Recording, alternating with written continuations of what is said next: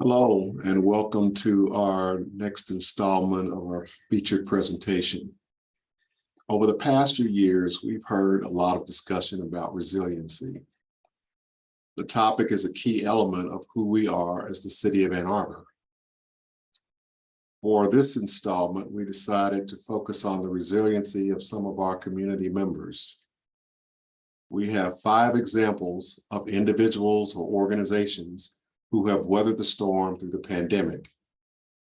You will hear from Antoinette, a resident from one of our properties as part of the Ann Arbor Housing Commission. You'll also hear from Phyllis Engelbert, the owner of the Detroit Street Filling Station. Additionally, you will hear from Lauren and Matt Bloom, the co-owners of Bloom Meadworks. We have a video from Danny Ellis, who is the CEO of SkySpecs Global, one of our local tech companies. And also, and finally, Lisa McLaughlin, who is the co-founder of Work It Health. I hope you will enjoy the videos, and I'll be back to wrap it up when they're done. Thank you, everyone, for meeting with me today. The first thing I wanted to ask is what your name is and why you were invited to this meeting. We'll start with Makia. Hi, I'm Makia Slaughter. I'm a property and compliance specialist with Ann Arbor Housing Commission. I'm the compliance specialist for West Arbor and South Maple. Hi, I'm Miriam Johnson. My title is co-director of the wellness program at Peacemaking Center. I'm Antoinette. I'm a mom and I live in, well, I'm moving to South Maple. So, yeah. And I forgot to introduce myself. I'm Jennifer Hall. I'm the director of the Ann Arbor Housing Commission. So we're going to talk about, I'm going to ask you a few questions about COVID and your experience of dealing with COVID and what helped you through that process. I'll start with myself to talk about, so as the director, when COVID first happened, right away, the first thing I thought about was people are going to lose their jobs, which means they're not going to have money for rent, which means that they're going to lose their housing. And so right away, we started talking to city council and city administration to find out, could we get some additional funding that we could help with our service providers like Peace Neighborhood Center and our other service providers so that they could help tenants in whatever situation that the tenants were in. And I also, at that time, was taking care of my dad in the last year of his life. And so in some ways, COVID enabled me to be at home with him because everything was on Zoom. So there was like some positives and a lot of like scary, negative, what's happening, what's going to happen with people. All right, Makia. My professional experience working with Ann Arbor Housing, just as Jennifer stated, a lot of our residents, we were concerned. I was concerned personally about different things that we can do to assist. And I was grateful that Jennifer was able to implement things where we can contact our residents and work with them in regards to if they were laid off and finding a more easy process for us to adjust income and adjust rent so that it can be more affordable for them. As far as being in an office, we were able to work from home, which was a plus because I have a son and a daughter at home, which allowed me to be home with them because they were out of school. But being at home working, it was a good balance because I was still able to make sure my kids were okay because I did not know what the pandemic was going to do to the kids or to myself. So it was a good thing that we were able to work from home and still be able to contact our residents and make sure that they were okay as well. So I'll go next. In March 2020, Peace Neighborhood really pivoted pretty quick, I'd say within a week, to running, after school programs, food pantry programs with 50 to 100 people, sometimes over 100 people in the building. To all of a sudden, it was like, whoa. What are we doing tomorrow? How are we making sure that basic needs are met? Did anyone call to check on this parent? How are they doing? Because so much of our focus is on youth programs, but we really had to take a step back and make sure that the adults in children's life were getting their support. Technology was a big thing, making sure that everybody had the technology they needed to stay connected, get connected to school. And then personally, I was pregnant with my first child. So it was like, oh my gosh, what kind of world are we stepping into? Where's your first? Oh, Yeah. So it was just, you know, you expect pregnancy to be this fun time of life, and it was a little lonely. You know, it was kind of like, you know, what kind of world are we entering into? There's so much uncertainty. I mean, looking back now, I can say everything turned out okay, but back then it was scary. What do you remember, internet?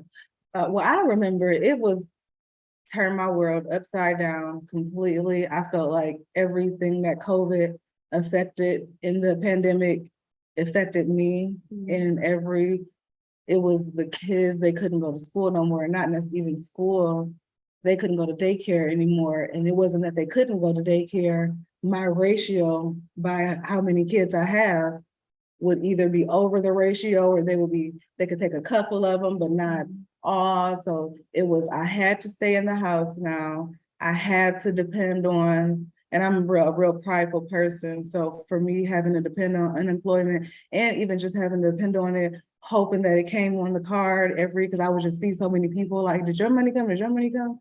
So every time for me, I'm like, I pray, God, please let my money come. Then just having to be in the house and not knowing how long we're gonna be in the house. And I didn't realize how much I depended on like outside services until I didn't have none of them, like all at one time. Like there's no before care, no after care, no school, no daycares. Even my baby was having appointments, or her asthma had just started acting up there, and we started having our doctor's appointments was in the car, and they would come to the car through the window, but like barely even want to touch her, but they gave her the medicine, but like didn't even like really look at her or see what I was talking about. And then just even, I had just started at St. Joe's, and I was so excited. I was working in the hospital. I'm gonna be able to move around. And when COVID, I started in December 27th, but then COVID was March 13th. And when I stopped and then tried to go back, they basically said that I was fired for a no call, no show. But I'm like, it wasn't a no call, no show. Like it was no way possible for me to go to work, even if I wanted to.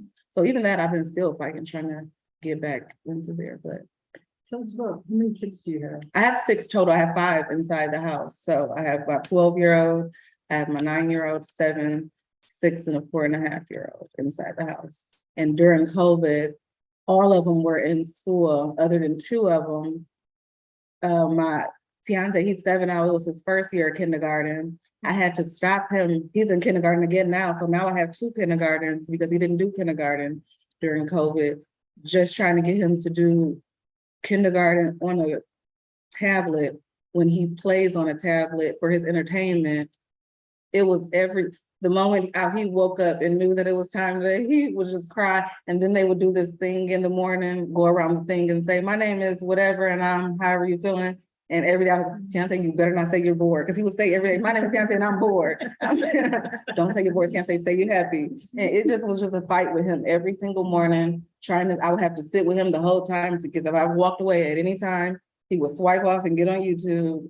And then the other 2, all these programs you had to learn. And then it was, you do a program on here, but it had to be submitted on here. And then I had this one here. I thank God for them, everybody calling, like, how are you? Because if they never called, I probably would have never reached out. I probably would have had nervous breakdowns and everything, but Who is the people that called you? Peace in there. Yeah. They, how are you doing? No, how are you really doing? Like they make it, you just gotta tell them, because they just don't keep crying and just keep calling. And even though I didn't answer, they would just leave messages. And then they started to where the kids can go to Peace Center a couple days, even if it was just a couple hours, like they would learn. That's how Elijah learned the program. Taylor would make sure he knew it. But I don't know why, I am just not computer, nothing. Like it's just not registering for me. But he knows how to work it better than I do. He knows how to get his stuff done. Malaya knows. She was the one, the teacher said, everything that's going on, you do not need to worry about Malaya. She is doing good. She is catching on. She is learning how. So I didn't have to worry about her. But Elijah, he was just, and I didn't have to worry about him. It was just him choosing to not. He didn't, if I wasn't watching, he wasn't doing he knew that I didn't understand like what it was going on. So he'll say like, yeah, I submitted it. And I'm looking like, well, he said, it says right there it's something. And then the teacher's calling me like, well, he hasn't done this. And I'm like, you just said. So that's when like Taylor, that's Taylor's, that's his other parent. She don't play with him. She's gonna call before I get home. I don't even know how she knows half the time. I tell him like she's watching more than I am because she'll call me and I'm like, how does she know? Or well, I'll see Pizza in her phone, like, oh, she know already. Taylor's our middle school coordinator. Yeah. So Okay, she's got it. she's the program coordinator for all middle school programs. Yeah. So it sounds like your kids all reacted a little differently. Yeah, And all of you them. were like a full-time at home. I was dealing with. And I've had a job since I was 15 years old. So to go from working, and I know if I work this many hours, I'm gonna get this amount of money and that's that. And I can be in control. I have real hard time with me not being able to be in control. I'm already not in control of enough. But when I need to be in control of everything I can't be in control of. And when everything was sticking away, I knew that I had like, I always felt like anxious. I would bite my nails. So I was just talking about, I finally grew nails. But I started having full-blown panic attacks to where I'm like, I'm dying. But it was just like a real panic attack. I never even had that kind of stuff until like, it was just, every day I used to let them play. They would be up all night. I don't even know what they're playing, doing whatever.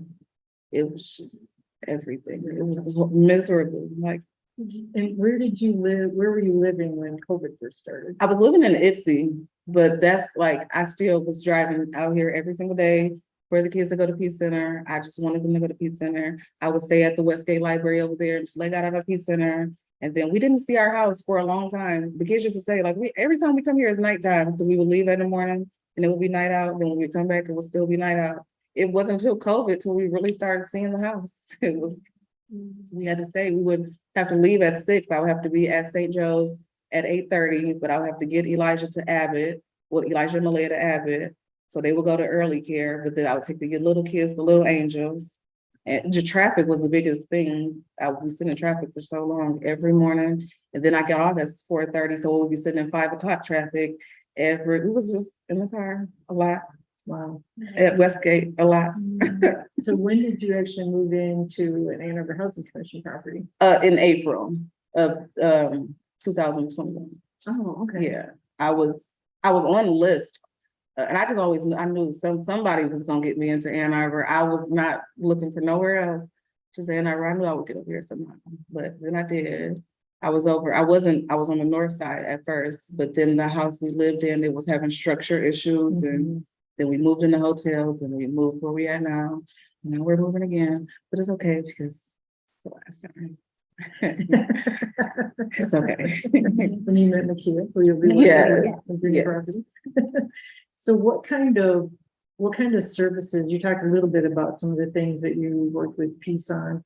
You had your middle school coordinator. I know we had provided some funding for some tablets for kids who didn't have tablets at home with Peace. What are some other things that you guys did with Peacemaking Center? Just more of the camps that they did, and for the kids' sake. But like me, we did yoga and we do the wellness on Saturdays where we just come and talk or go to the parks and do stuff like that. More of just coming here and just talking. A lot of get outside of my house. There's no kid. They'll keep the kids are over there, so you don't even have to worry about them being at home. And even the phone calls, those count too, because they'll call and I will just go to the car or walk around and we'll be on the phone for an hour before I know it, talking about nothing that just stuff that's just stuff. So it's like the emotional support. Yeah.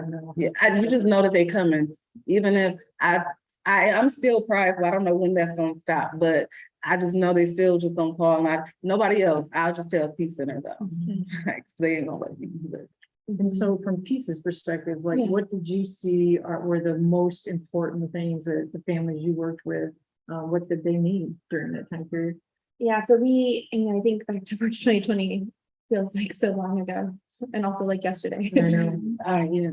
So, that first March, April, we were really sitting down and like you're saying, what are the priorities? So we saw food as a priority. So partnering with our community partners, food gatherers, the school system to make sure that every meal of the day is being provided, or making sure that people had what they needed to make sure households were fed.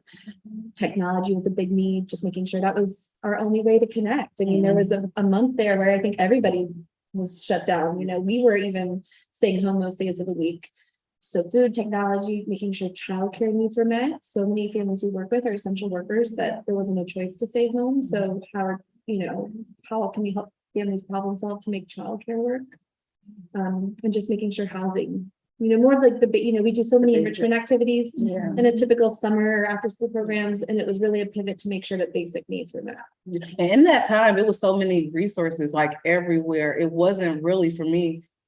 It wasn't stuff. I have kids, so food stamps is coming, and it was the lunches that they had. It wasn't that we had too much food to where I had stopped going some days, and I'm like, I can't do nothing with all this milk. It was just so much stuff. But that, and like, it was just more of like, I really thought like this was a man-eating disease, and I have to be the one to go out in the world. So I was terrified every single time I had to go out there. And my baby had asthma, and that was around, she was really starting to really have, really asthma attacks then. So I'm like, it's nothing that I can do. I'm like, I'm gonna bring this home to all of them. And then what if I have to go to the hospital? I was terrified to go to the hospital.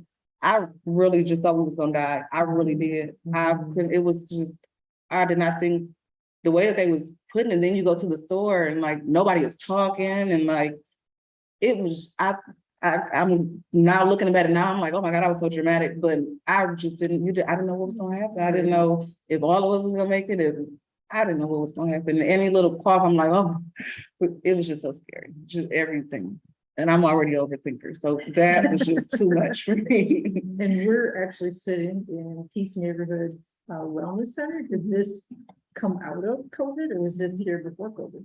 Yeah, so this is a new part of Peace. I think it's something we've kind of informally, provided emotional support, mental health support, case management. I shouldn't say informally because some of those are formal parts of what we do, but the Wellness Center really was brought out of creating a space for connection and a space that's welcoming for adults at Peace. Peace is we have an amazing space that we use in all sorts of ways. This has a different feel to it. It feels more like you're sitting in someone's family room. And so we've started the wellness program in the hopes of working with families to provide connection, to provide tools for coping, to provide resources.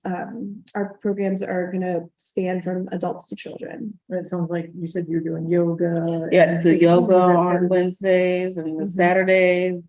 And the kids Was that know. new for you? Was that something you'd always been doing? No, and I've been trying to go to therapy a lot, and I'm so glad that they did that. And it just making me feel like one-on-one therapy. I don't think that I'm just ready for that part of it yet, but like I like group therapy. I like that the spotlight is not on me. Like everybody is talking, and then when you talk about whatever topic come out of the jar, everybody got a story to tell about that. So it's just being around grown-ups and like being away from those space, and then everybody talking, it's setting the tone. I'm gonna be ready one day, but it's just like it's getting me ready we talk about some of the stuff now, so it's like it's just getting me ready and talking more about other people. And How are you feeling now that we're like 2 years later?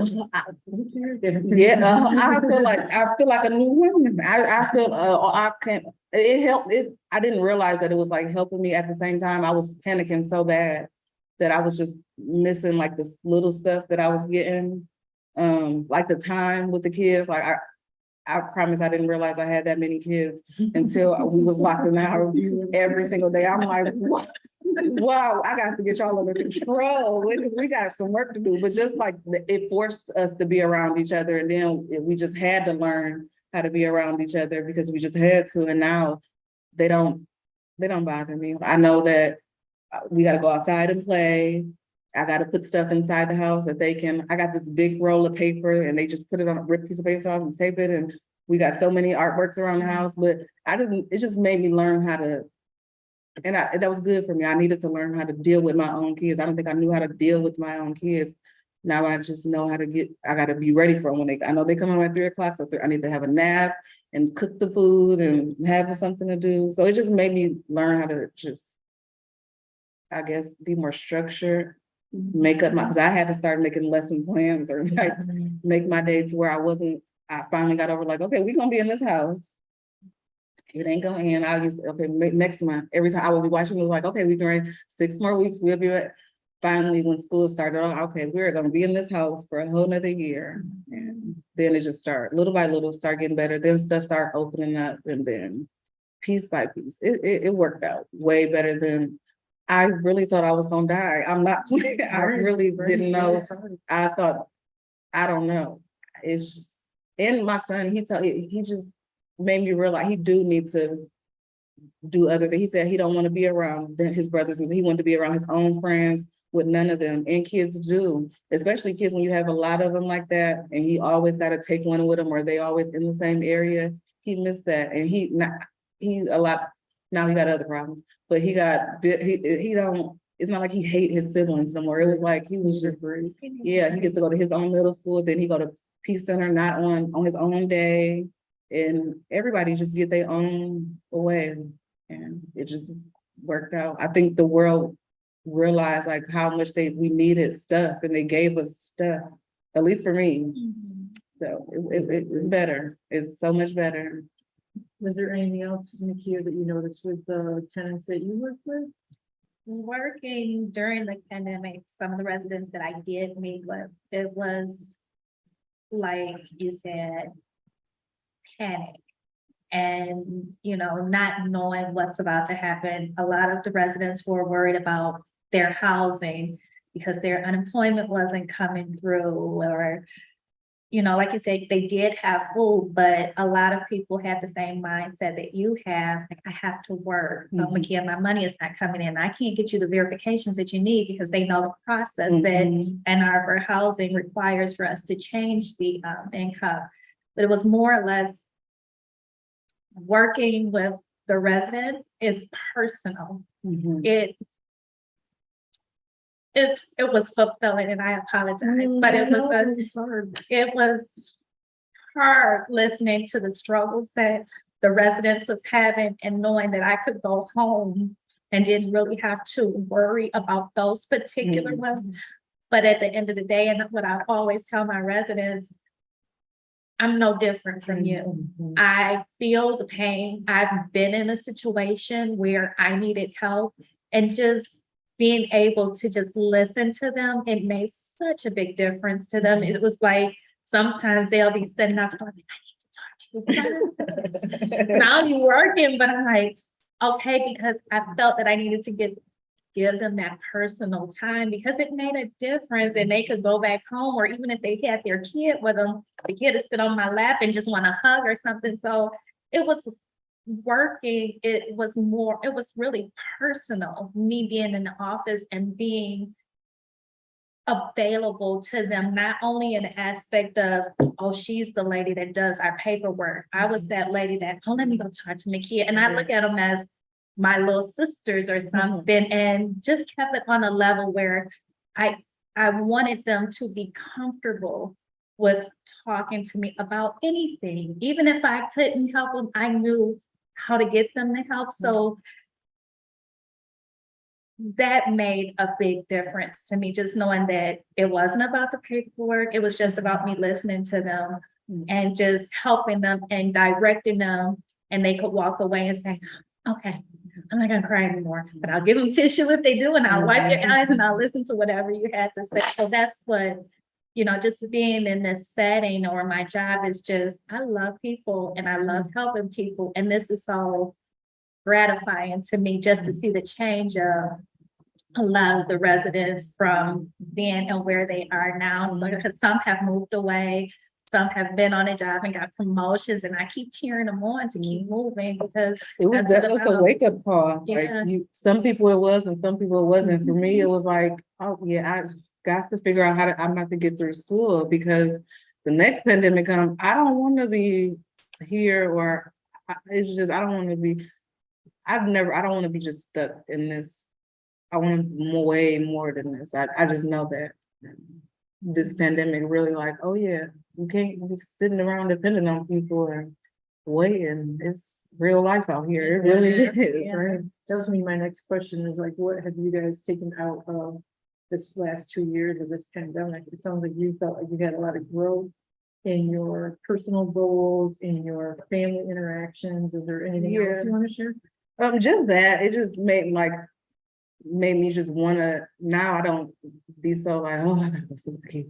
Like now I can't wait, we can go to the park or we can go do stuff. They don't bother, like they really just don't bother me as much. And I feel like I just needed that time around them to really like learn all their like personalities and what we can do to like everybody be on one accord. I just really needed all of that. And that fire to me to just know like, yeah, you do gotta do something with your life. This is not time, this time, but I'm really older than what I'm young, but I still am getting older. And the kids, like just seeing them, like they are really getting older. Like I can't believe this, how much time passed. Now my son is that much, I just about taught him he's 12 years old in an 11 shoe. So it's like, these are kids are growing. They are real human beings that are like going through real life stuff.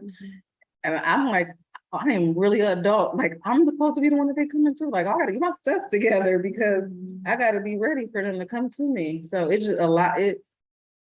Then I didn't think that I was gonna make it out of there, but I'm actually glad for it, how it happened and all the stuff that happened, what I was able to take from it.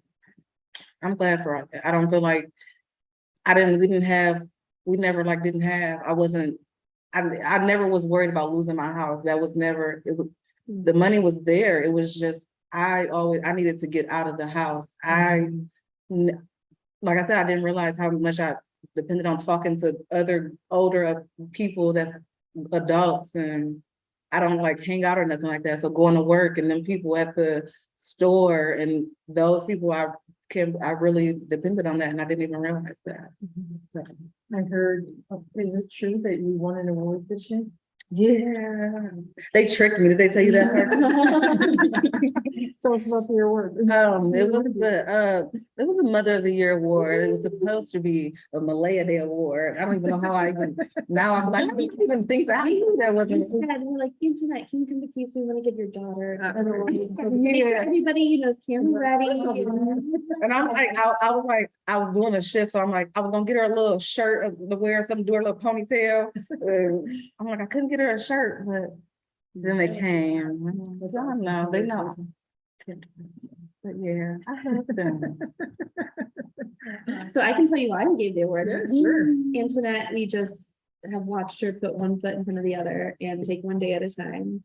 Her kids are amazing people. If you'll get to know them. They each, like you said, have their own personality. They do. All of them. And to watch how you have cultivated each child's personality and created like space for them to grow in that personality, in their own identities, is so inspiring. Awesome. Right, thank you, all of you, for joining. Thank me you. today. I really appreciate it. I get to meet the people behind. I'm so thankful. I'm gonna be a good resident and just watch me. I'm gonna make you great. Here for your award. I even talked to the guy about I can't remember the FSS program. He said he got to call me back.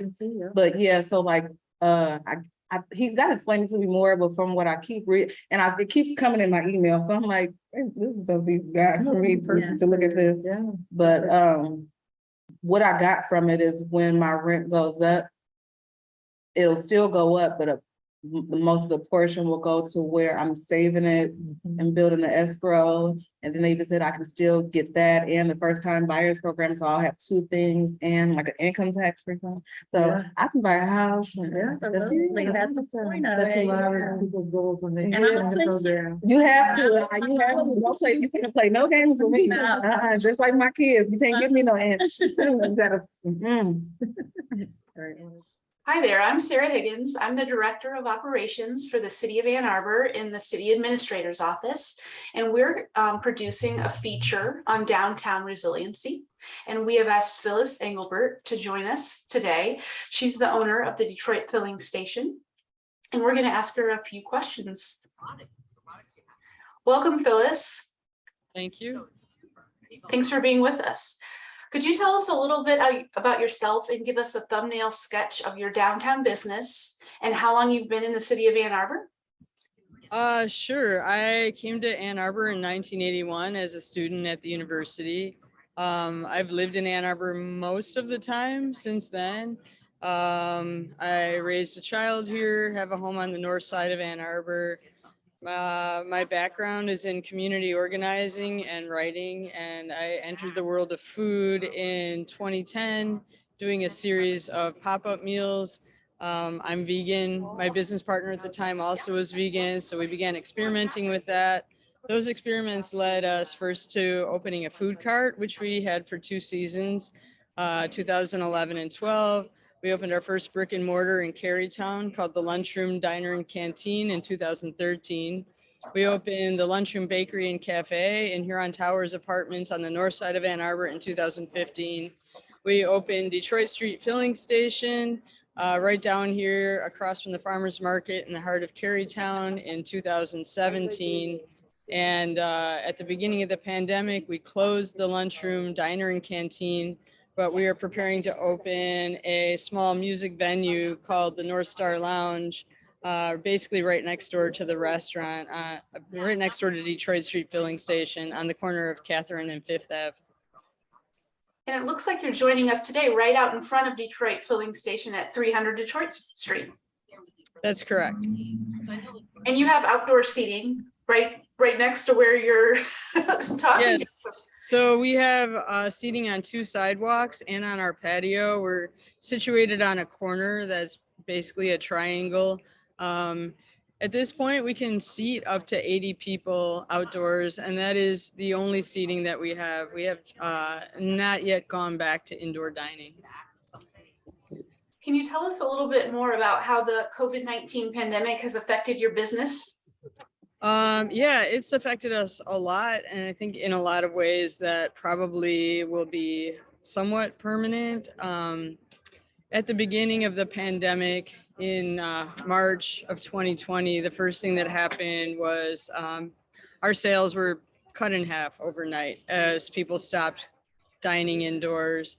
As soon as the order came down to shut down indoor dining, a number of staff members left, students who were at the university left town, a number of other people decided to kind of isolate to try to stay safe. So we stopped using the lunchroom, diner, and canteen and just focused our carryout operation at Detroit Street Filling Station. We changed our menu here. We combined it with the lunchroom's menu, so we kept about half of the menu items from each place. We combined the remaining members of our staff to both come over from both locations to work at Detroit Street. We started a delivery operation. At the beginning, we did some bicycle delivery and car delivery, and we've had delivery on and off since that time, especially during the colder months. We started selling groceries on our online store by sort of repackaging and putting up for sale items that we already buy in bulk for the restaurant. We sold plants for a while. We sold some items that farmers at farmers market would have been selling, but the market was shut down. Let's see, what else? How else did we change? We have not yet felt it's been safe to reopen our indoor dining. So we've made the most out of our patio and outdoor space, and a lot of carry out, a lot of delivery. We have way more containers, boxes of carry out containers than we ever did before. And we also started using QR codes on tables, which I know is kind of a feature associated with COVID, to make it possible to limit our contact with guests and to be able to sort of stretch our resources. Have you had to change the way you use social media to promote all the constant changes and promote your new adventures? So we do use social media to explain the changes, But another thing we started doing that during the pandemic is we had a lot more specials on the menu. We have 2 cooks who are solely responsible for the daily specials. So we're mainly using social media right now to promote our specials. We also continue to use social media to promote milestones, important life milestones of our employees, because we're a recovery is good business workplace. So a lot of our staff members are people in recovery, and we like to celebrate when they get periods of time of sobriety, a year, 2 year, 3 years, 5 years. They get into the university, they, you know, get their children back, whatever. So like there's a lot of celebrating that happens on social media.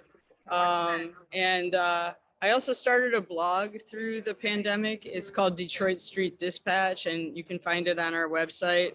And I was writing in it a lot more frequently at first, but kind of addressing what was happening at the restaurant, you know, how we saw the world through our own particular lens, and then also some social and political commentary.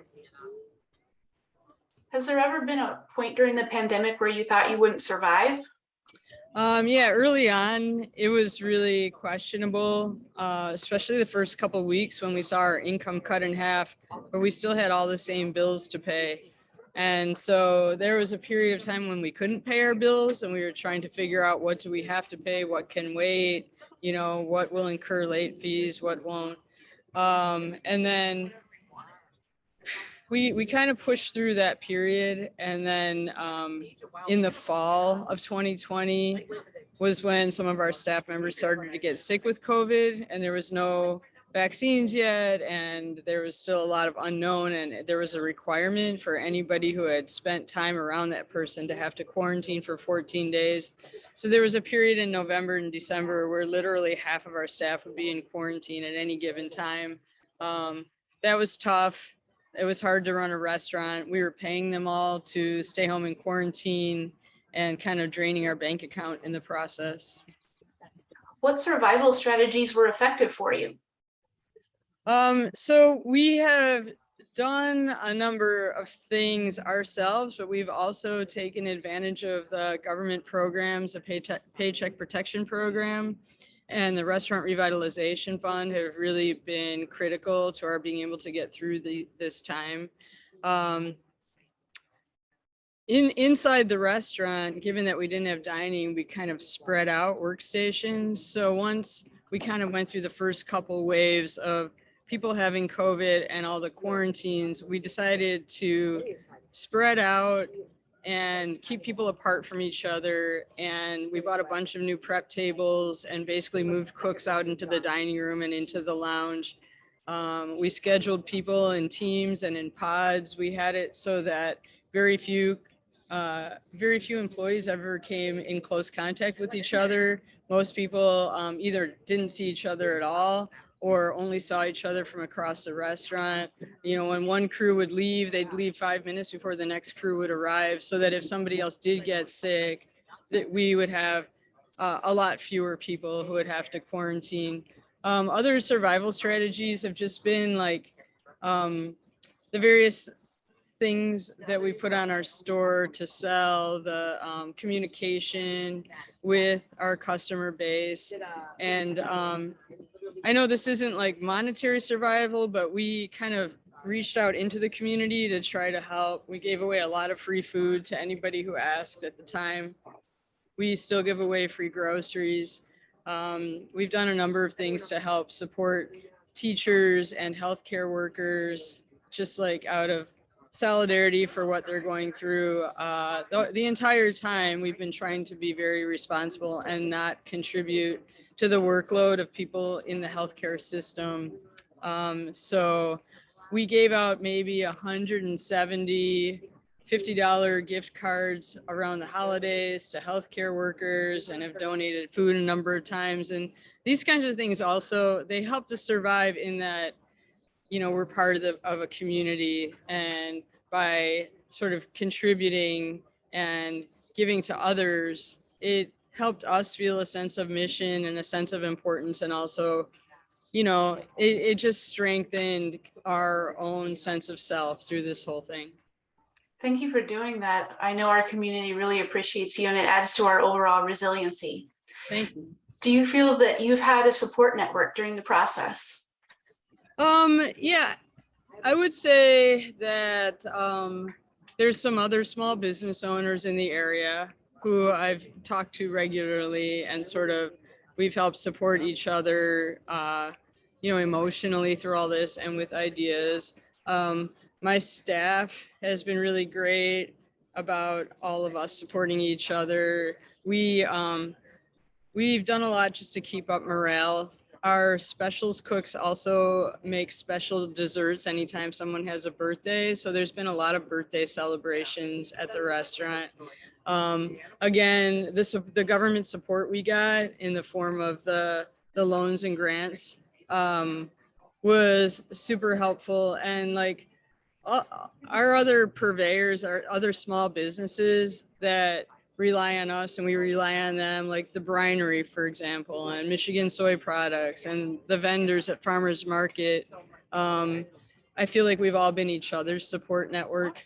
I mean, there's been times where a small business that we buy things from will say that they don't know if they can keep going, like that they don't know if they're going to make it. And once we got a grant, I would say to them, just raise our prices. Like, we'll share that way. Like, I want you to be here for us and I'll be here for you. So charge me more. And so that leads into my next question. How are you being impacted by supply chain issues? Yeah, it changes every week, and there's always something we can't get, and we have to kind of get flexible with what we have. If you can't get one type of tortilla chips, you shop around to find another type. If there's been like the great vegan mayo shortage, the great tater tot shortage, the great to-go container shortage, the great tofu shortage. Like, it all comes around, and it seems like every week I'm out hunting for something different. And this didn't really happen in the past, but it's more than supply chain. I would say it's cost, because like the cost of fuel is so expensive. The growing conditions have been like affected by climate change in various parts of the country and in Mexico. So sometimes that affects supply. Like, there was a period when we couldn't really get avocados because there was regulatory issues at the border with importing avocados from Mexico. So so far we've been pretty fortunate with being able to get most of what we want. Sometimes things take a little longer. I feel like there's probably a lot more in store in terms of supply chain issues. Can you share a little bit about your optimistic outlook for going forward? Well, we're still here, and thank you for being here. Thank you. I feel like COVID is such an unknown. I don't think it's safe to say that we're over it. I don't think there's anyone who knows if whatever's coming next is going to be better or worse. And we're planning to reopen indoors this fall, and we're planning to open the North Star Lounge in September. So, our whole mission is about building community. And so we're planning to just move forward and do that and try to get back to something like what we used to be, and provide people a place to gather and be happy, and provide musicians some sort of a living by performing at our new venue. So, it could come crashing down, but like, there's just no way to know. So you get used to operating in uncertainty, and you just kind of make your best guesses and take that leap of faith and go forward, and keep your expectations in check. Well, thank you, Phyllis. I really appreciate your time and how you're trying all kinds of new things to benefit the community, and celebrating those that work for you and those in our community. And we learned a lot more about your business today. Again, this is Phyllis Engelbert of the Detroit Filling Station in the Lunchroom, and she joined us today to talk about downtown resiliency. Thank you. Okay, thank you. Hi, Matt and Lauren. I'm Sarah Higgins. I'm the Director of Operations for the City of Ann Arbor in the City Administrator's Office. And we're producing some segments on downtown resiliency. And we were hoping that you would join us today for a few questions about your business. I am going to introduce you.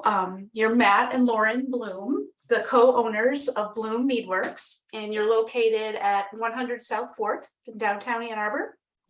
And you make what we like to call session meads and ciders that are dry and sparkling, and you use Michigan ingredients. Yeah, that's all true.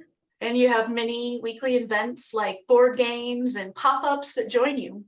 So I was hoping you could give us a thumbnail sketch of your business and yourselves and how long you've been in the city of Ann Arbor. Sure.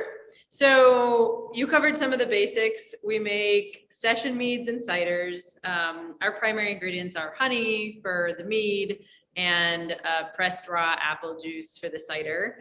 We work with Michigan growers and producers for all of our ingredients for meads, ciders, pretty much everything that we produce here. We've been here in downtown Ann Arbor for 4 years. 4 years that a little over 4 years that we've been open. We spent about a year under construction before that in this space. And obviously a long time before that, looking for a place to open. This is our only location. And it's the two of us who own it. We have about 7 part-time employees who work here in the tap room. But Matt and I are pretty hands-on every day. So. And then I think you distribute your canned products as well, right? Yeah, so we distribute through a company called M4. They are originally based out here out of Ann Arbor, and husband and wife team that started distributorship about 5 years ago. Great. And how has the COVID-19 pandemic affected your business? It has affected pretty much every aspect of our business. I'd say 95% of those impacts were negative. There were a few kind of positive impacts that we saw. Maybe it's easier to talk about those first. There was certainly a rally cry around Ann Arbor to support local businesses, which was amazing. So even though we cut off pretty much all of the ways to get Bloom, I mean, our tap room wasn't open, our patio wasn't open for a lot of it.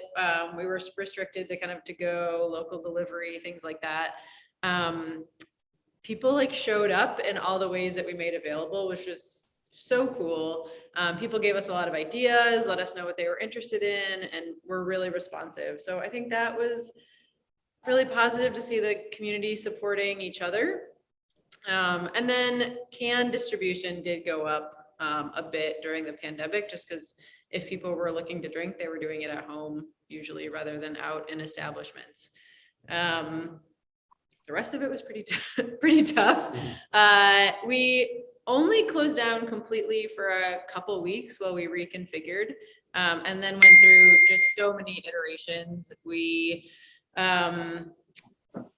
had just delivery and curbside pickup for a while. We applied through the state for a local delivery license so we could deliver direct to consumers. So we would drop it on people's porches or in their coolers, wherever they wanted it. We went through an iteration with just curbside pickup, then we opened up a patio, and then we had to go. And then about a year ago, last June, we were kind of late in the transition. We operated a little conservatively with regard to COVID. We reopened our tap room and have been through a few iterations of that too, with requiring masking, requiring proof of vaccination. So yeah, pretty much every way that we interact with consumers was impacted by COVID. Was there a point where you thought you wouldn't survive?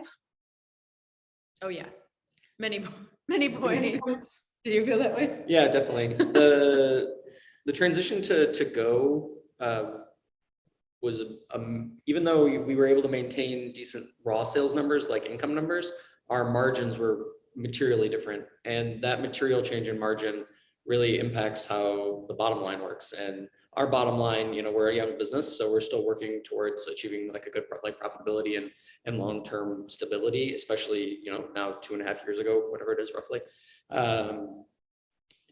Looking back at that and thinking about how that bottom line is impacted versus the top line is like, we were able to maintain our top line decently, but our bottom line was majorly impacted, and that was scary. I And so bet. I think maybe we were naive to the fact that we thought we wouldn't survive, but also, I don't know if others felt this too, but there was kind of this adrenaline rush of, we have to find a way through this. And this is certainly a passion fueled business for us. We're doing this because we love it. We're not doing this because there's a lot of money in it. And so I think even though that was a real possibility, that kind of got stuffed way back. And what was at the forefront was, okay, what are our new ideas? What are our next iterations? What are the ways that we're going to get through this? I think I just didn't want to acknowledge that failing was an option, even though it very much was. So it was constantly brainstorming to figure out what survival strategies would work best for you and constantly adapting. Yeah. And then on top of brainstorming, that adaptation side, it was like, I remember there was several points where we got really frustrated with each other because we were changing things so quickly to try and, one, keep up with like changing what we were doing to try and like, you know, maintain business, but then on top of that, keep up with codes and like, and what the requirements were. Like, we communicate a lot, we work, we live together, everything is, and to have all that other information, like we were still missing it sometimes. And like, we're very good communicators with each other. And we were getting mad at each other just because there was so much information that we were trying to transfer, because one of us would research one part and one would research the other part. And we'd be trying to like, so we weren't overlapping too much to try and spread ourselves out. And it, that got really difficult too, just to keep up. And I also think something that impacted that, which is probably true for a lot of small business owners in Ann Arbor, is that, you know, we were trying to accomplish those things and also hand off that information while also getting our family through COVID. I mean, we're two people, we have one child and a business. So that meant that 24/7, one of us was here and one of us was at home with our kid, and there was no time in between. So our opportunities to transfer that information back and forth were really limited because we were trying to get both our business and our family through this experience. Did you feel like you had a good support network? You mentioned in the beginning, people came out in abundance, but did they stick with you? Yeah, I think the human support network was huge. And I think we wouldn't have gotten, I don't know how we would have gotten through it in multiple ways. I mean, one, as a business, you need people to come and spend money in some capacity. And two, just feeling support and feeling like it was worth it to keep pouring in every extra ounce of energy. That made a big difference. I think we've also always really felt like it was a good decision for us to choose to be in downtown Ann Arbor because there are so many small businesses here. And I think the camaraderie between small business owners is really strong. And we felt that too during COVID. You know, we had kind of like a cohort of a handful of other business owners who we'd bounce ideas off of and share resources. And, oh, I've come up with a sign to put on my door for, you know, X requirement. And, oh, can you share that with me in language and things like that? So we didn't have to do everything on our own. And then as you kind of scale up from there, then you have the city and the DDA and Main Street Area Association, which were also, I think, working as nimbly as they could to adapt. So things like the patio extensions and the social district and a lot of other things that I think came together as quickly as possible to support businesses. There were kind of like all these tiers of support, and no one was this like perfect lifeline, but all of them helped. Yeah, even get through. To go past the city level, the SBDC, you know, coming from a national level down, our local SBDC here in Michigan and specifically Washtenaw County, they were really good at disseminating information about federal programs and like how to apply for them and how to work with your bank versus when to work with the SBA, you know, when to work with the SBA and things like that. And I recommended the SBDC to several other businesses I knew in other parts of the country several times. So this has been a lot all within your first 4 years of owning a business, things that you could have never planned for. How are you being impacted now by the supply chain issues? I'll take, that, I would say actually not too bad. We're, part of our business is that we choose to, support local producers and growers, and we source all of our raw materials from here in Michigan. So all of our product supply chain stuff, I would say 90% of it, we have a direct relationship to the farmer if it's an agricultural product, or we have a relationship with the producer. There's a few things like our potato chips. We've never actually talked to the potato chip company or the farmer there, but like I know all of my honey suppliers. I know the people who are growing our blueberries. I know the people who are growing our strawberries. And so when we have that direct relationship, it's, a great example, one of my honey suppliers actually just the other day told me he had one of his other accounts come to him and say, we want to buy all of your inventory. And he's like, sorry, I can't do that. I still have to maintain my other accounts. And having that relationship with them directly, knowing them on a one-to-one basis, and knowing that they want to still sell to me. They aren't going to just take the first opportunity to, to grow and take the rest of the year off or anything like that. Because he knows next year we want to work together, and the year after that we want to work together. That local element has been a huge help, and we really so far haven't seen too much. And we see a little bit of it on the cans and lids and stuff for our packaged goods. But again, we've maintained a relationship with we use a mobile canning service. We've been able to maintain a relationship with them and maintain a relationship with one of our primary suppliers for canned goods, for the cans themselves. And they, by having that ongoing relationship, we were able to maintain priority, for lack of a better term. Have you had to adjust? Oh, I'm sorry, go ahead. That's okay. Front of house, we've seen it minimally, like growlers or howlers might take an extra 6 weeks to get here. Or if we want a particular t-shirt that we're going to print. Or a hat. Or the hat, exactly. The hat actually took a long time. A couple of those things, they've said to expect delays, but it's such a small part of our business. And like Matt said, it really kind of came back tenfold that is one of our values, that we buy from other local businesses. And I think it also is a huge kudos to our local farmers and kind of the Michigan agricultural community, because they showed up in such a big way for communities when even like food chains were unpredictable at the beginning of COVID. I mean, Argus was selling as much as they could and had extra coolers and extra refrigerators. And I mean, farmers just kept working through it, and it was amazing. And that has certainly impacted our business positively, and that we haven't seen a lot of fluctuation. Does the supply chain affect how often you change the flavors, or do you have a set schedule of how you introduce your projects or products? A little bit. So because we do use a mobile canning service for our cans that we sell in through distribution, we are a little bit dictated on their schedule for packaging. Okay. In order to meet the minimum runs, we have to kind of aggregate different served products. And if their schedule and my production schedule don't quite line up, then that can be impacted a little bit on the back end. I think bigger picture, it's we have a sequence of when different harvests happen in Michigan. And so we have a typical sequence that we release some flavors, like we release strawberry basil, and then we release black currant, and then we, like there's kind of a sequence throughout the year based on when things are available. But we could never set hard dates because it's so dependent on the weather and farmers and rain and all kinds of things. And so they're really not set in stone. That said, there are some ingredients that we purchase, and then we need to freeze it before we can press it anyway. And so some things we hold frozen for a while. And so that, fresh frozen can make it a little bit more predictable if we buy from the farmer, process it, freeze it, and then thaw it when ready to use it. Yeah, the only one I can say for certain is black currants will always be roughly 3 weeks after the hottest 2 weeks of the year, just like the same weeks as art fair. If it's gonna be the hottest 2 weeks of the year, It's coming up. 3 weeks later will be black currant, because black currants always are harvested at the hottest time of the year. That's as predictable as our schedule gets. Yeah.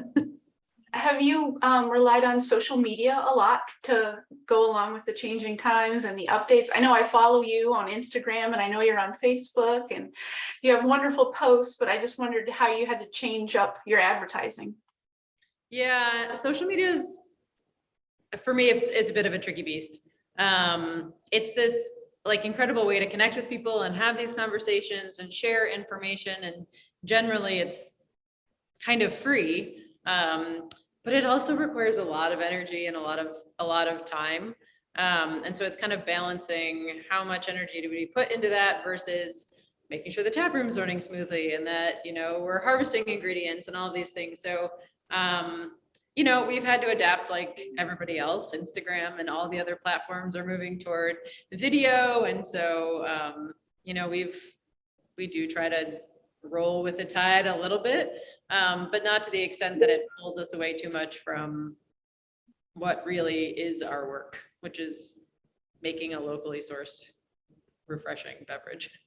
I will add to that, you know, look, throughout the last couple of years, we were talking before about how adaptive we had to be and how many changes we had to make, like keeping up with regulations and changing our policies and changing our setups and all that stuff. And it was really useful to have a really quick tool like social media to be able to disseminate that information out to our customers. Yeah. You know, like this week we're doing walk-up service at the front door, and then next week it's, you know, we've got the other entrance open and we're going into the front room and coming in this way, and just things like that, where by giving the customer a little more of that information, their experience is a little better when they come in, because they're already thinking like, oh, things have changed from the last time I was here, and that was useful. Good.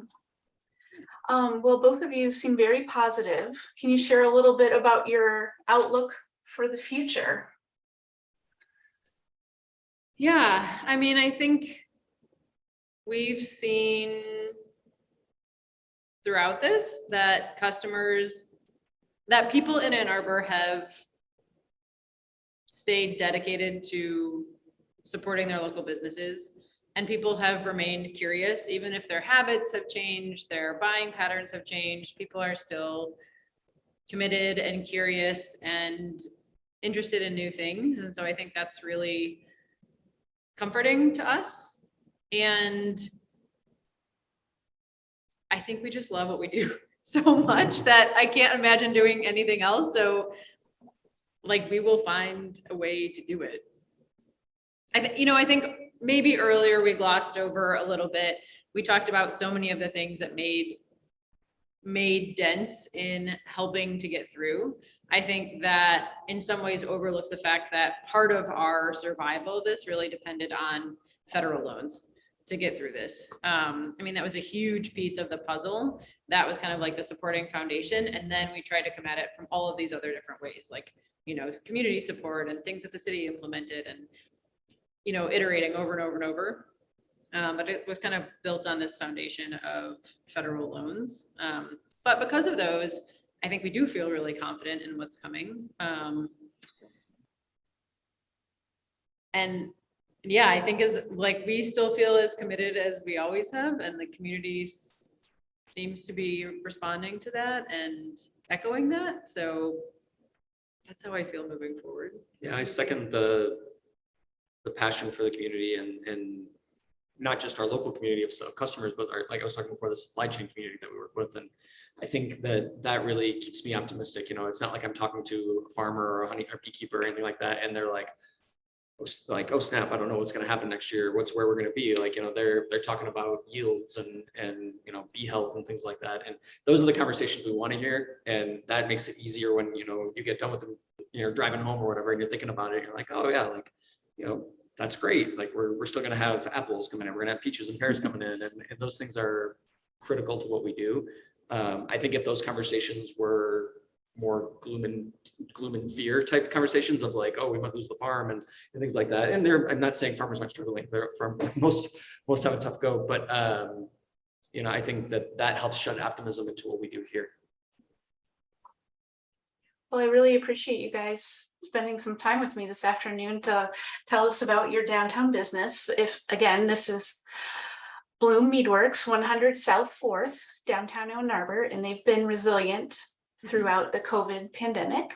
If you'd like to find them, they have a web page, or you can find them on Facebook or Instagram. All right, Danny. So I think the intention of this is to try and provide folks within the city of Ann Arbor, including council members, sort of a sense of kind of business resilience of companies in town and sort of how they managed through the pandemic. And I think the intention here is to try and give kind of a variety of overviews of different types of businesses. And so I appreciate you taking the time to be able to kind of chat about this. Maybe we can start with a little bit of context, which I'm sure you've done many times before, about who you are, sort of what SkySpecs is all about, and maybe given the audience, if you can just share a little bit about your story in terms of coming to Ann Arbor. Yeah, sure. I'll give pieces of it, but feel free to ask me to expand, Sure. wherever you want. So for those watching, my name is Danny Ellis, the co-founder and CEO of SkySpecs. SkySpecs has been in Ann Arbor since we founded in 2012, launched originally out of technology we had been researching at the University of Michigan that dates back to 2009. And a core group of folks that came out of the university and launched the business. But the business really had a turning point in 2016, 2015, 2016 timeframe after we raised our Series A round of venture capital and focused in on helping to improve the wind industry. And so we took this technology we had created that started in drones and automated drones to work towards fully automating the inspection of wind turbine blades, an extremely niche application in the early days. And we had learned that the inspection of these turbine blades had really gone, unaccounted for in the industry. The limited inspections that they had done were done with rope crews of, a team of 3 dangling 300 feet in the air on ropes. And really not focused on data or predictive maintenance. And so we had a big turning point in 2016 when we built this first product, the first fully automated way to inspect 3 turbine blades in one operation, and scaled that, launched that at a conference in Germany in September of 2016, and have since rapidly scaled up that business every year since. Just to paint a very quick picture, in that first year, we inspected, I think it was 3,700 unique turbines around the world. We are now up to 130,000 turbines inspected since 2017. Last year was 42,000 in a single year. We work in 30 countries on 6 continents. We now have offices here in Ann Arbor, Amsterdam, Denmark, Ireland, and India. Last year, we acquired a couple of companies, one in Ireland, one in Denmark. And have since expanded our capabilities to complete asset management for the wind industry. So we took it from the blade inspections into blade asset management, where we built a software package to help identify defects, predict failures, prioritize repairs, coordinate warranties, coordinate with repair companies, everything to do with asset management of the blades. We've since expanded that to the drivetrain. We now have a financial asset management package. And really getting to complete asset management for all of wind, helping to really help owners and operators identify risks, identify the best investments of their capital, and what their return on capital is for the longevity of their wind assets. So thank you. Great overview. Put this into context a little bit, just because it's, despite the fact, I guess you have to drive a little ways in order to see a wind turbine when you're in Ann Arbor, right? So if folks are familiar, I'm probably most familiar with this, and up in the thumb where there are significant, at least a number of wind turbines, right? They're these gigantic towers. They have these gigantic blades. The blades move, obviously, in order to generate the power, and your product basically will make sure that there is preventative maintenance done on those towers so that they stay in operation, and they're going to be providing power in a sustainable way, over the course of time. And obviously there's applications, like you said, across the world now, right? So to provide scale, maybe get a little bit of sense, how many folks are on the team, sort of company-wide throughout the world at this point? We have 240 full-time employees and well over 100 contractors at any given time. But yeah, these assets are enormous, and if they're not taken care of, they will not last many years. It's like they were originally predicted to last 25 to 35 years. And if you don't do predictive maintenance or preventative maintenance, they will last 5, 6, 7 years before there's significant issues. So they will absolutely last long if you get ahead of it. But you have to have the data to understand what to do and how to get ahead of it.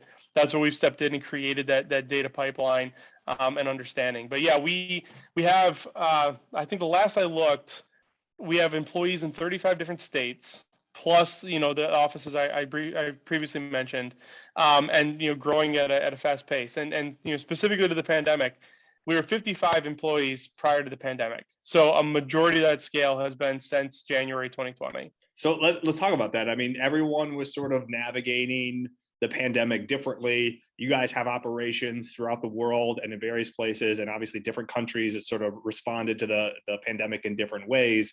And obviously you sort of bring it up to speed. You guys have really been able to thrive through the pandemic, but how did you guys have to navigate that initially? And I imagine there was a set of complexity that couldn't be well understood, but maybe walk through the journey over the past couple of years if you can at a high level.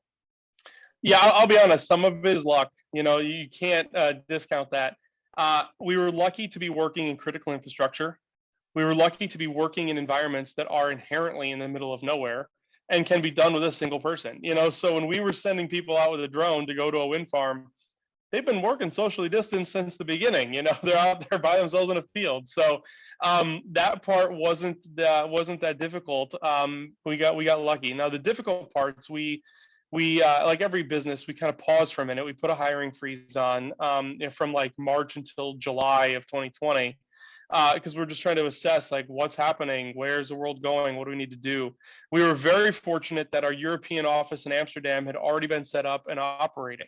We canceled all transatlantic or trans-Pacific flights, which we had operations in Japan, Australia, all throughout Europe, and we said we're no longer sending our people, but we thankfully already had the operating networks set up there. Had those not been set up, we would have had to pull out of those markets entirely if we were canceling those transatlantic flights. So we were able to survive with the team we'd already built over there, which was an enormous competitive advantage for us to have that in place. We had to get far more creative on shipping and bringing equipment into our warehouse and how our warehouse was set up, how those people had to work because they had to continue to work in person. So we set up a whole bunch of different environments for them to work safely apart from folks, and had a lot of rules in place, no visitors in our warehouse, period, and just how they would be able to work on that equipment in person. A lot of our business was able to work remote, so we did close our office permanently. We shut down one office entirely. We did use the time in the pandemic to build a new office, so it was ready when we came back to the office. But we had to get really good at remote work and really good at a remote culture, and thankfully we did, and a majority of our work could be done virtually. But the parts that had to be done in person still, we just had to be very careful on how those folks work together and stayed safe. So yeah, some of it was absolutely luck. Once we got through into July and we unfroze hiring, we also looked at this as an opportunity to expand through acquisitions. And so we started looking at companies that are earlier stage, very complementary technology that we could bring in. And we knew that fundraising was going to be a bit difficult because venture capitalists had not got fully accustomed to this new world yet. They were looking for the opportunity to go visit people in person. So I had learned through friends that were trying to raise that Series A fundraise was difficult when you couldn't be in person. And so we said, let's go look at companies that are looking to raise, and instead of them raising, let's bring them into our ecosystem, give them the resources and grow them. And we did 2 acquisitions of early stage companies that had complementary technology. And I think that was a huge opportunity for us to grow and take advantage of that and be good at doing it, remotely, versus kind of sitting back and waiting to see how the industry evolved. Back to the luck real quick. That question. Real quick. I mean, it seems now with some hindsight, right? That seems like, clearly that was a great opportunity and a great moment. Did that feel risky to you at that time in terms of saying, well, let's position into the acquisition space and bring on some other companies that might be, priced accordingly at the moment? Or I'm just wondering how it felt like in the moment at that time, if that felt risky or if we felt comfortable given the conversations that you were having with others that we're trying to raise. I felt very comfortable with it. It probably was risky. I think any acquisitions are risky inherently, but we spent enough time with the 2 companies that we brought on board and they were, you know, relatively small. And so like, I think the risk was contained. We also, like I said, we targeted companies that were complementary to us. And so we're not trying to go, you know, bolt on someone that was a, you know, competitor and then let go of half the team. It wasn't an efficiency strategy. What we had found was, you know, we were really good at blades. We needed to add on the drivetrain, the other half of turbine maintenance, and we needed to add on some understanding of finance in the farm so that when we're making a repair decision, we could immediately tie it to the financial ramifications of the farm. And so we found one of the companies we knew already, another company we'd met in the process. And you know, we painted that picture for them as well and said, this is the ecosystem that we're building and why we want you on board. And we think we could collectively grow faster than individually. And that was a simple discussion of like, you know, we're gonna 1 + 1 is definitely gonna equal, well, this was 1 + 1 + 1 is gonna equal 10, you know, as opposed to 3. And that was our strategy from the beginning. We also knew the risk was relatively contained, just given the size of the companies we were bringing on board. So let me ask a slightly different question. I mean, I think, can you talk a little bit about sort of the network, I guess the network of support that you might have had around as you're kind of navigating and going through this?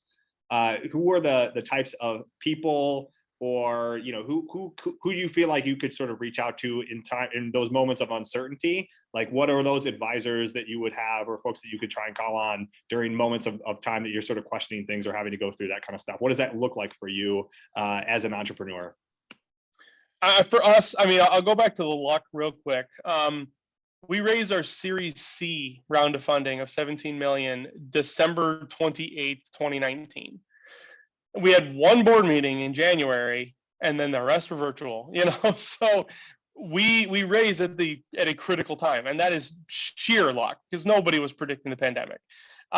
So yeah, we had very strong investors around the table, very strong board of directors, board of advisors, like everyone around the team was exceptionally strong. That's who we leaned on. You know, we leaned on our investors from an advising perspective, a tactical perspective.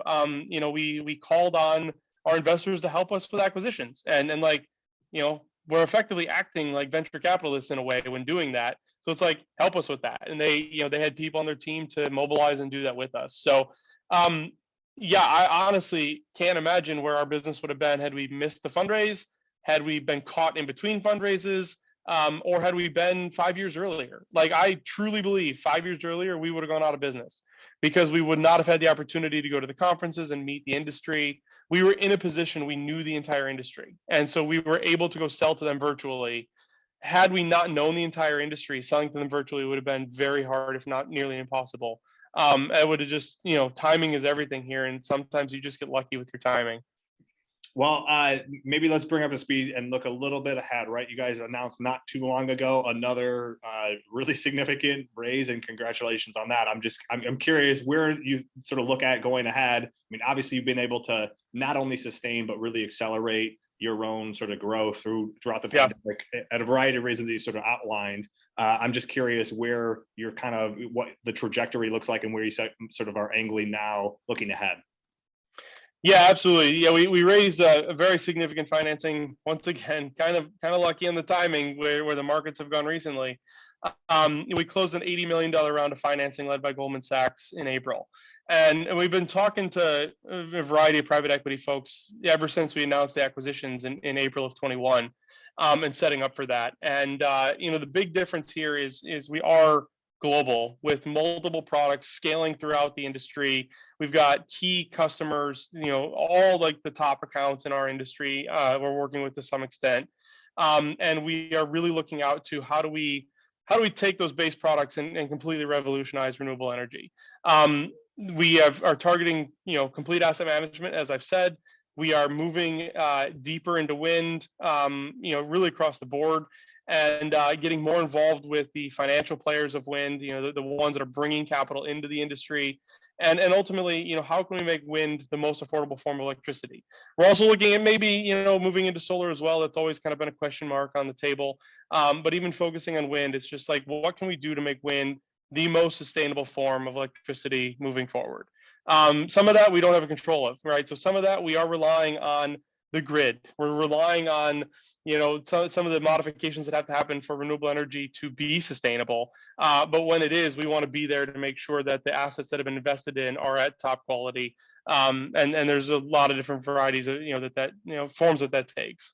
Well, all right, a little bit of a curveball because I didn't mention that I would ask you this, but as it relates to the city's goals, as it relates to renewable energy, I mean, there is a carbon neutrality effort to move towards that by at least 2030. I guess given the depth and breadth of the network that you have within the wind side and within renewables writ large, are there any either pieces of advice or ways that you've seen other municipalities trying to handle that question that you've come across in the work that you've been trying to do that might be lessons for the city on that piece? Yeah. I would love a face-to-face meeting to discuss this specifically. It's something that's been on my agenda. I will say broadly, it's hard to do as a municipality on your own. I think it has to come in partnership and collaboration with much larger groups, the state, the federal government, large corporations.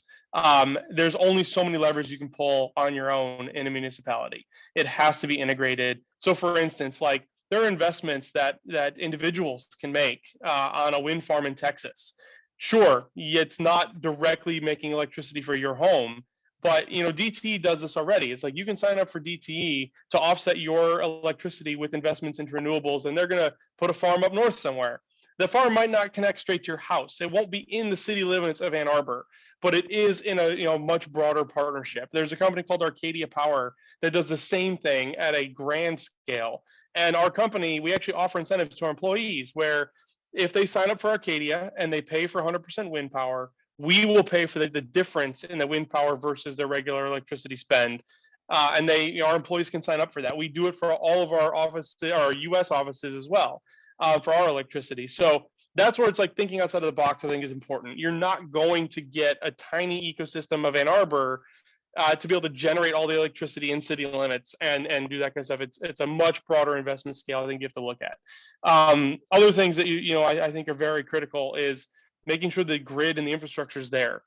This is like bidirectional power flow so that when home solar's in, that the grid can maintain the bidirectional flow of electricity. Like that's a major issue. Storage, charging, all of those things, I know they're being worked on in small increments.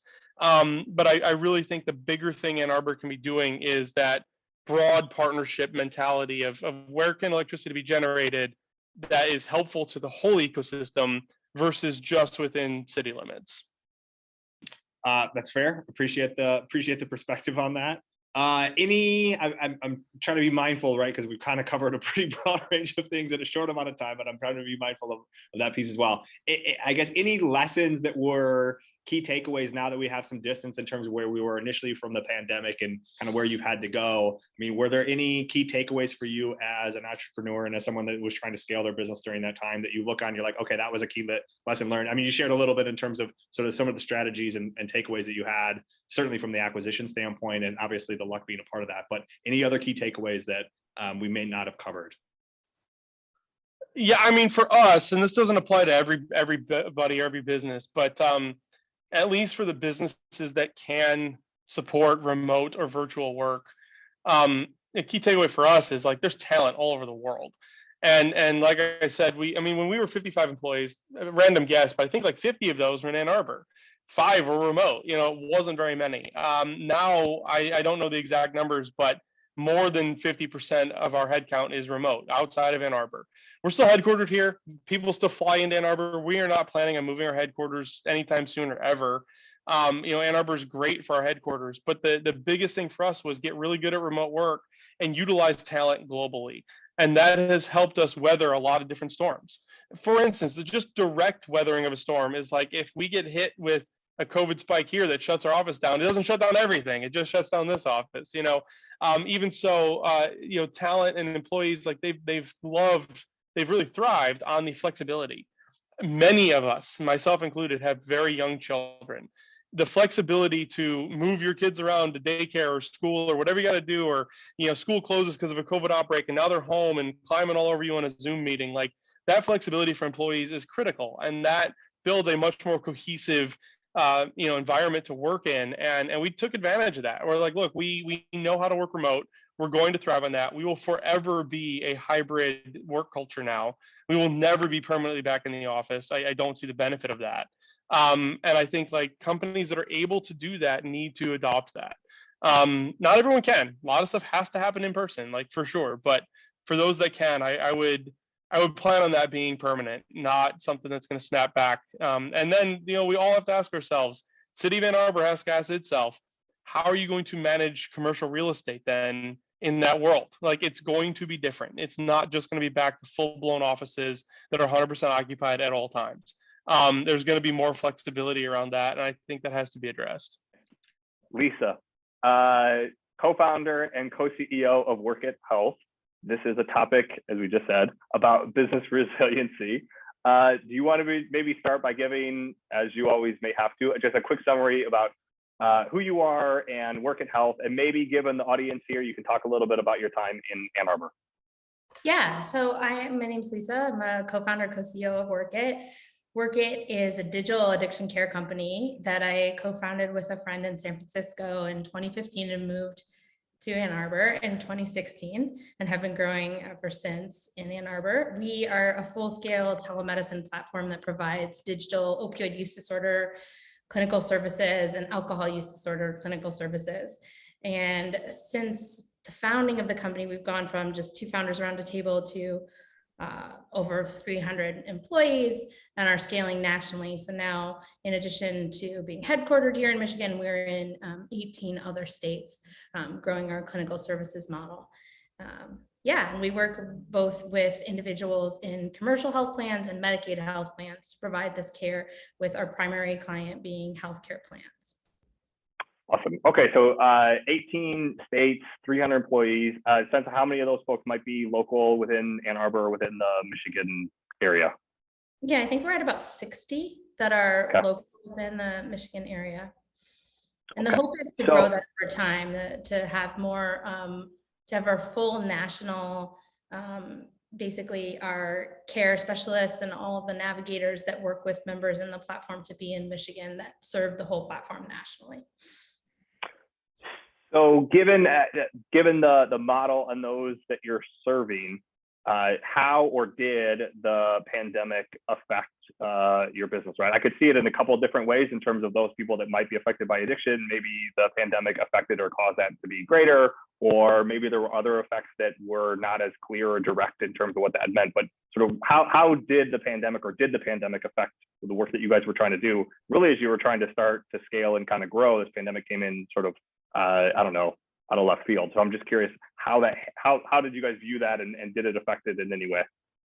Yeah, I mean, and we were really bootstrappy when the pandemic first hit. So we were still scaling our business processes, but pretty quickly in March of 2020, we started to have a lot of growth acceleration from the pandemic, in part because regular places where people were going to receive rehab services were shuttered. And so normal like referral pathways from a hospital like U of M or St. Joe's to an inpatient clinic or a place where you might go to a 6-month rehab were all not functioning, which led a lot of people to try telemedicine that might have gone a more traditional pathway in the past. And there also were huge changes to telemedicine law that occurred because of some of the emergency federal sort of supports for all of the stress that was put on medical systems that enabled us to deliver all of our services fully virtually. Whereas before we would have to have people come into the clinic in Ann Arbor and see us once in person, and then we could transition them to telemedicine. But so that accelerated our growth by about 400% from the first year to the second year, and then another 400%, 21 to 22. That's a lot of percent. Do you anticipate, so the rule change that said, okay, you can go direct to sort of telemedicine, do you anticipate, or has that rule or the ability, that flexibility, has that stuck around, or has it shifted back to a requirement of an in-person visit first? I'm just sort of curious, knowing how those things have sort of shifted in healthcare a little bit. Yeah, I mean, it's the emergency rules are on their like 10th extension from when they were first created. So the rules that we have to be, work gets very highly regulated. So we have state municipal laws, state laws, federal laws, but within Michigan has been an okay environment for that. Other states have gone back to fully in person in some cases, but the hope is that people will recognize the value of telemedicine and that a lot of people are preferring this mode. At least for recovery, you have a lot of people that never would have gone face to face that are coming into the door. So there's a bigger tent for people for recovery services that are much more private, that are now getting to be fully treated, that we don't want to see that like roll back. If we go back to these kind of outdated, what we see as really antiquated laws that are like, you must be in the room with someone, even though you're doing a blood pressure cuff. People aren't getting a full like workup within addiction care. So there's not really a ton of like meaning other than whatever kind of soul to soul connection that you have with that person for forcing those visits to be face to face. Right. And so it's sort of like there's a barrier to entry, so to speak, from someone that is trying to seek recovery or addiction recovery services. And part of that is like driving, like making the appointment, driving to the place, waiting in a waiting room, like all that kind of stuff are barriers as opposed to just, picking up your phone and being able to access it in that way, right? Yeah, so people would, for instance, before the ruling, they would drive from like Marquette to see us once in person and then go back up to the Upper Peninsula. Wow. And that would be kind of dangerous, right? Because we treat people in the safety net. So you'd have someone on Medicaid in a van that they rented with their kids with them, right, sober from heroin. Like, you don't really want that happening. It's not supportive to the treatment process, but they were doing that because of the laws. And yeah, this doesn't make common sense, I guess. Yeah. All right, so really you saw huge growth and opportunity in terms of what this could mean for your overall business during the pandemic, which sort of comes with its own host. It's not like, you have that much increased opportunity. It's not like it's easy necessarily to scale a business in that sort of way. I mean, because those are huge numbers in terms of what you were trying to see. What kind, like personally between you and your co-founder, do you have sort of a network of folks that you can rely on, and what does that look like in terms of when you have challenges? Who do you try and be able to ask for advice or be able to engage or sort of leverage in some of those conversations that you guys might have as co-founders of a growing company? Yeah, I mean, we are really lucky. We had really top investors. So like Insight Partners led our most recent round, which was a Series C, where we raised $118 million. And they have really exceptional centers of excellence for all different aspects of the business: marketing, sales, growing engineering. So we have that network of other founders, but also they hire consultants within some of those larger firms that help support us. Right. We also have like locally, we have networks that have been with us since the beginning, like Invest Detroit, different groups that have supported us with talent, outreach, different regulatory stuff, hurdles. We've worked with different law firms, both locally and more in other states, to support our expansion. We use a lot of different sources, but I would say Workit tries to stay hyper local while being increasingly moving towards national.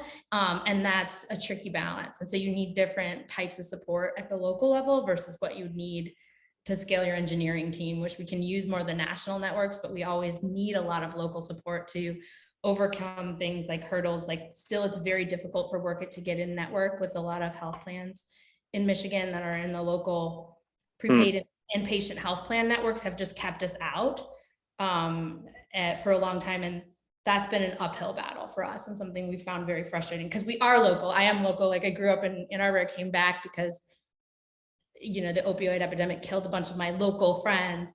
And so it's weird to come back and have trouble being perceived as a tech company, not being perceived as also a local growing in Michigan organization. So maybe piggybacking off of that a little bit, right? Like, what are, to the extent you would want to share, what are some of the challenges that you're sort of facing at this point, right? So that's one, is being able to, like, at least from a local perspective, getting access to some of those networks or individuals that you think might be more accessible because they're in our backyard, but there tend to be other challenges. But what else? What are some of the other things that you're seeing that are challenges for being able to kind of grow and scale in the way that you would want to? Yeah, I mean, I think with the changes in the market, the volatility in the market, pretty much every startup's board completely changed their orientation towards growth in at the end of Q1 this year, beginning of Q2. So you would have what was uniformly like growth, keep growing 400%, pour fire on growth, pursue top line, like that kind of thinking shifted very quickly to make sure you have enough cash reserves to last through 2025.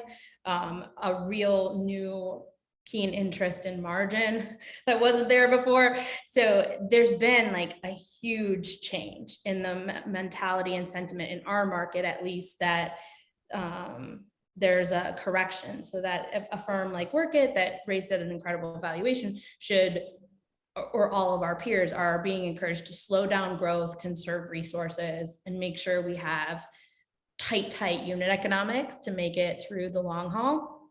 And that's been, you know, a challenge for the business. Shift. A huge change of mindset. And what we don't want to do is overcorrect there and like stop hiring or let people go if, you know, 3 months down the road, we're back in normal circumstances and then we have to go rehire those same people or that kind of thing. So that's really challenging now because we've invested a lot in hyper growth and are really kind of sitting down in the boat and making sure that we have solid fundamentals for the long haul now. Right. So it's like the assumptions in terms of the way that you had sort of oriented towards that growth have shifted now. Mostly it sounds out of concern for potential, you know, what could happen globally with potential recession on. Maybe that's what everyone has in the back of their minds. And so they're like, let's I don't know, whatever analogy you want to use, like tighten up the hatches a little bit and think more about the profitability aspect of it as opposed to the investment aspect, which is a big shift in terms of where you guys had been before, right? Yeah, so it would be like, don't expect to go out to the market to raise, say Workit needed to raise a Series D, which is unlikely because we raised a substantial amount, have plenty of runway. It'd be like anyone who's sort of told that you'll get like at minimum a 25% haircut, some people up to a 40% haircut in valuation if you go out into the market in the next 18 months. Has that, do you think that will affect expected hiring plans because of that shift, or is that one? I assume that would be one aspect in terms of cost. It might be a shift in terms of what you're looking at. Yeah, I mean, it affects us in terms of hiring.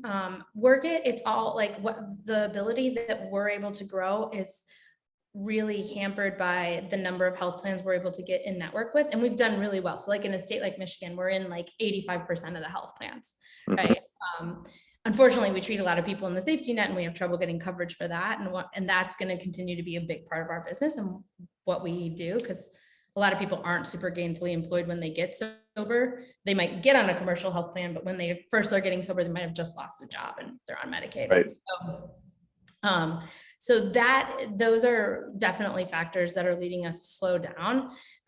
We still are a high growth potential business. And I mean, we're doing very well, like all things considered, like we're very much in an optimized position. We raised right before the shifts in some of these dynamics. Right. We have good solid fundamentals and a leadership team that's expanded over time. So we're lucky, but I worry a lot about the businesses that are very early in their development cycle, like the seed Series A. It's going to be very tough for those companies or prospective companies to enter the market and expect to get good valuations, which I worry will hamper growth overall economically. Okay, that's fair. So let me ask you a broader question then.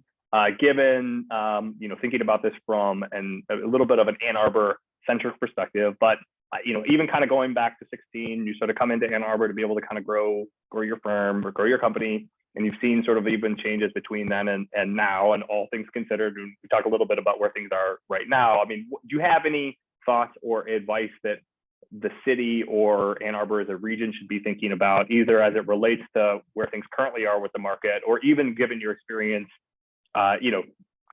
female founders kind of growing a very successful firm? Like, are there other things that we should be thinking about and having on our radar as it relates to Ann Arbor proper, since you really have chosen to be deliberate about trying to grow in Ann Arbor?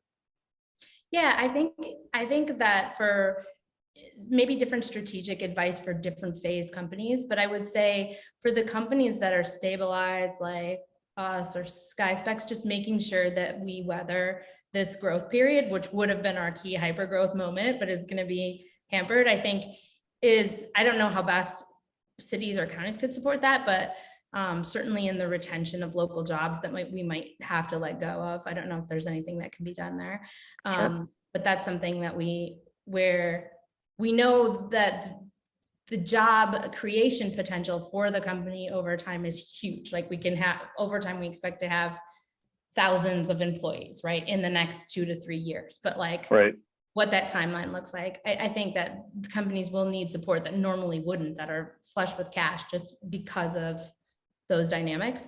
And then I think in terms of focusing on retaining the startup momentum that we have in the ecosystem, further government support for that early stage to sort of support that, like the traditional ability to go out and get a seed is going to be hampered more than it normally would. So things like the SBIR programs or the other things that people do to fund the early stage of company growth, continuing to support that kind of stuff and making sure people know that locally, I think is really valuable, so that people aren't like, oh, well, the market's crappy right now. Some of the best companies are created during a down market. Because they make really solid business fundamentals during that time frame. So it's buy the dip, I guess, in some ways, in terms of investing in the time. So capital availability is tighter than it has been, and now is the time to be able to try and leverage that and really, and it's almost more important about seed stage opportunities than, I mean, that's one of the things that has always been sort of one of the challenges been identified, is that the equity markets in Michigan tend to have been a little bit more later stage, maybe focused more on unit economics, so to speak, than maybe you would see on the coast. That's maybe even more true now. So we should try and do what we can to try and leverage that a little bit more. If I had to unpack, I'm trying to like make sure I understand. Yeah, I would say they're going to need more support than they have in the past, even more. And if we want to continue to be a hub and have startups want to start themselves here, having attractive programs for that early phase, like the stuff we got from Spark early on, just like $50K worth of support that enabled us to get our first employee, who then wrote that SBIR that got us the first, like that, we wouldn't have survived that period without those proof points. And I don't know where those programs are today, but they were extremely valuable to us. And I think even more valuable than now to have that kind of thing. Okay, that's fair. Well, thank you for sharing all of that. And thank you for being open about where things have kind of gone over the past few years and where they're sort of like heading overall.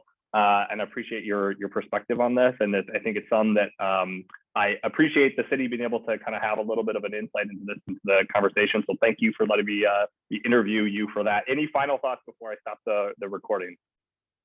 Yeah, no, the only other thing I would be supportive of is anything that the city's doing around universal internet access, like FCC programs. We have a ton of patients in Medicaid who access the platform from weird places with low bandwidth all throughout the state, but surprisingly, like from the Ann Arbor Public Library or places like that. So I just think that increasingly, like the health and success of our ecosystem is going to be dependent on everybody being wired. And I don't know how much city's doing around becoming a smart wired city, but I can see that being having huge benefits for the startup ecosystem and for anything we're building that runs or depends on people using phone-based services. We hope you've enjoyed the videos, each a strong example of resilient people from the city of Ann Arbor. People who are trying to make strides in their personal life, people who are trying to move their businesses forward in the face of obstacles, each of them possessing an optimism that they can overcome whatever is in front of them and move forward. We hope you've enjoyed this month's featured presentation. Until next time, thank you and goodbye.